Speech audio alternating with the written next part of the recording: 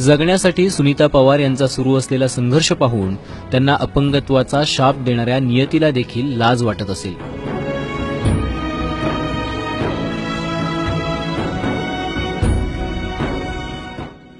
नियतीनं सुनीता यांचे हात हिरावले, मात्र त्यांच्या लढवय्या वृत्तीला नमवणं कदापि शक्य नाही।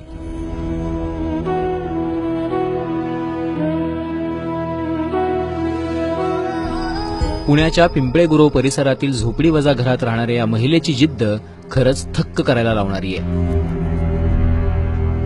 साधारणतः वर्षभरापूर्वी सुनीता आणि त्यांच्या मैत्रिणीवर काळ धावून आला। ज्या इमारतीवर सुनीता मजूर म्हणून काम करत होत्या त्या ठिकाणी त्यांना विजेचा धक्का बसला।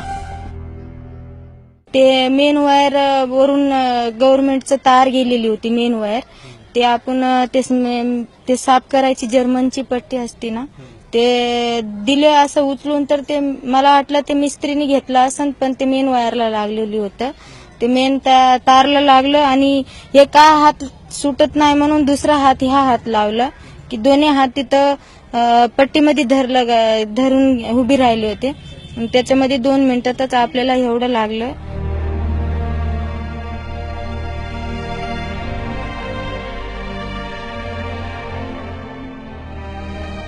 विजेच्या धक्क्यामुळे सुनीता यांचे हात कोपरापर्यंत जळाले। उपचारादरम्यान डॉक्टरांना हात कापावे लागले। जर हातच नसतील तर पोट कसं भरायचं असा प्रश्न सुनीताताईंसमोर आव असून उभा राहिला। हात गमावल्याचं संकट कमी होतं म्हणून की काय, पतीनं देखील सुनीताताईंची साथ सोडली आणि हात नसताना 2 लेकरांना जगवण्याचं आव्हान या माऊलीसमोर उभं टाकलं।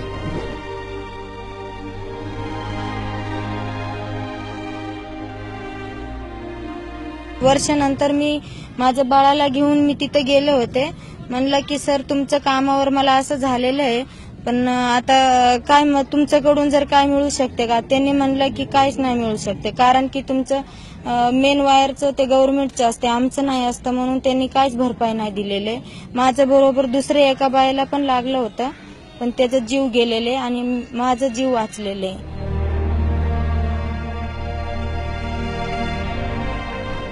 सगळं दुःख बासनात गुंडाळून सुनीता यांची लेकरांना जगवण्यासाठी धडपड सुरू आहे।